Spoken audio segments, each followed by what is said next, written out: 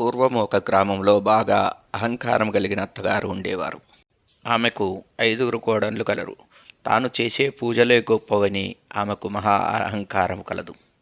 కార్తీక మాసం రాగానే ఆమె 4 కోడళ్ళను వెంటబెట్టుకొని నదికి వెళ్ళి దీపాలను వెలిగించేది.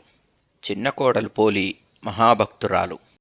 కానీ అత్తగారు అసూయతో ఆమె ఇంట్లో దీపారాధన చేయకుండా పూజా సామాగ్రేమీ లేకుండా చేసేది. అయినా పోలి ఏనాడూ బాధపడలేదు. ఇంటి వెనకాల ఉన్న పత్తితో ఒత్తి చేసి, మట్టితో ప్రమిదను చేసి, చల్లకవ్వముకున్న వెన్నను సేకరించి, బావి వద్ద స్నానం చేసి, దానితో నియమనిష్టలతో దీపారాధన చేసేది. అత్తగారి కంటబడకుండా ఆ దీపంపై మేదర బుట్టను బోర్లించేది. కార్తీక అమావాస్య రానే వచ్చింది. ఆ రోజు అత్తాకోడళ్ళు నదీ స్నానం ముగించుకొని ఇంటికి వచ్చుతుండగా ఆకాశము నుండి పుష్పక విమానం పోలి కోసం దిగింది. పోలి భక్తికి మెచ్చిన శివదూతలు పోలిని కైలాసం తీసుకువెళ్లేందుకు వచ్చారు.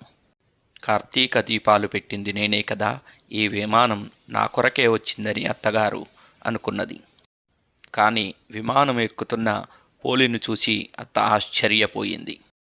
తనను కూడా తీసుకువెళ్ళమని ప్రాధేయపడింది. ఇప్పుడు పోలి ఇలా అన్నది, మీరు దీపాలను ఆర్భాటం కొరకు వెలిగించారు, కానీ నేను పరమశివుడిపై భక్తితో వెలిగించాను. నా దీపాల పుణ్యం మిమ్మల్ని స్వర్గానికి చేర్చలేదు అని చెప్పింది. అప్పుడు అత్తగారికి తాము ఆర్భాటం కొరకే దీపాలు వెలిగించామని, నిజమైన భక్తి పోలిదే అని అర్థమైనది.